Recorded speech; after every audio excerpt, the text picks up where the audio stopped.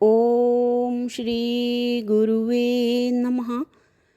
ओम शांति शांति शांति।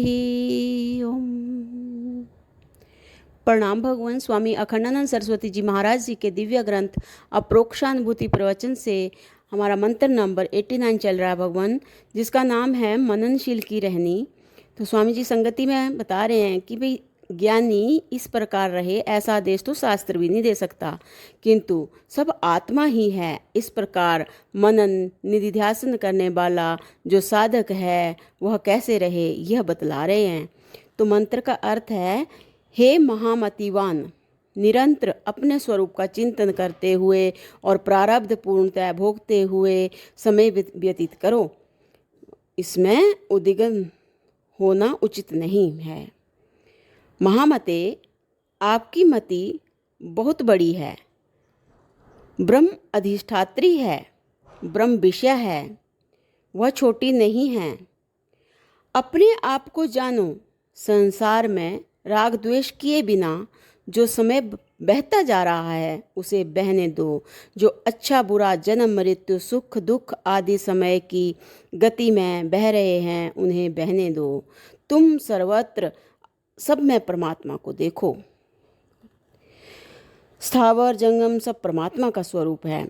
जो कहते हैं कि कर्म से जगत बना, वे कर्म को जगत का उपादान कारण मानते हैं या निमित्त कारण। प्रश्न है, कर्म जगत का उपादान कारण हो नहीं सकता। कर्म जगत का उपादान कारण हो नहीं सकता और तब तक निमित्त कारण भी नहीं हो सकता जब तक कर्तृत्व का अभिमान ना हो। कर्तापने का अभिमान से ही कर्म में निमित्तता आती है। अतः वे अपने को कर्ता स्वीकार करके तब कर्म को निमित्त कारण मानते हैं। वेदांत आत्मा के कर्तापने का खंडन करता है। आत्मा में 4 बातें नहीं हैं। नंबर 1 है पाप पुण्य का कर्तापन, क्योंकि आत्मा साक्षी है। नंबर 2 है सुख दुख का भोक्तापन, क्योंकि आत्मा सुख दुख तथा इनके भोक्ता का भी साक्षी है। नंबर 3 है नरक स्वर्ग में आने जाने वाला, क्योंकि परिपूर्ण है। तथा नंबर 4 है परिच्छिन्नत्व, क्योंकि आत्मा अद्वितीय है। अतः आत्मा संसारी नहीं है, यह ब्रह्म है। महामते, आत्मनं दृश्यते अपि दृष्ट्यपि जानन्। हे महामति, मैं ही दृश्य रूप हूँ और मैं ही दृष्टा रूप में भास रहा हूँ, ऐसा जानते हुए काल व्यतीत करो। बहुत ही सुंदर लाइन है। हे महामति, मैं ही दृश्य रूप हूँ और मैं ही दृष्टा रूप में भास रहा हूँ, ऐसा जानते हुए काल व्यतीत करो।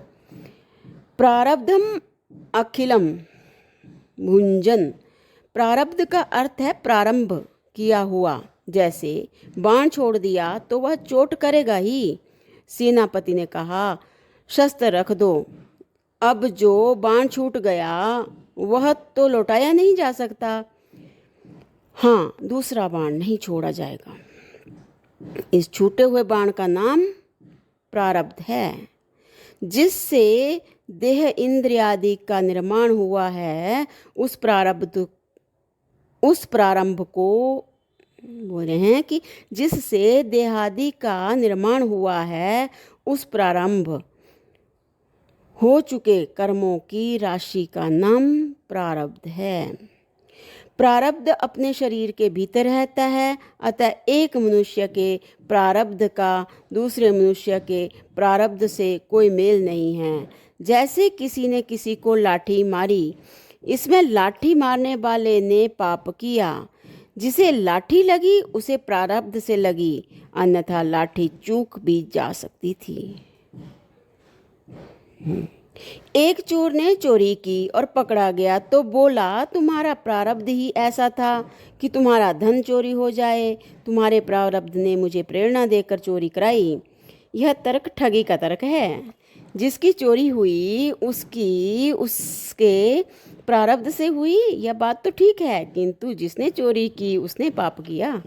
तो आगे है कि जैसे मोम तथा मिट्टी से कुछ खिलौने बनाने हों तो पहले निश्चित कर लेते हैं कि क्या बनाया जाए। ऐसा खिलौना कब तक टिकेगा, यह बुद्धिमान व्यक्ति को ज्ञात रहता है।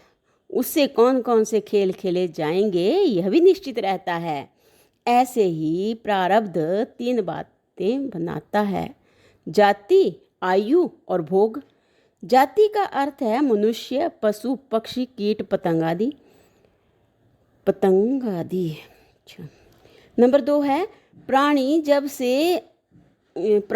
से जब तक जीवित रहेगा वह उस प्राणी की आयु है।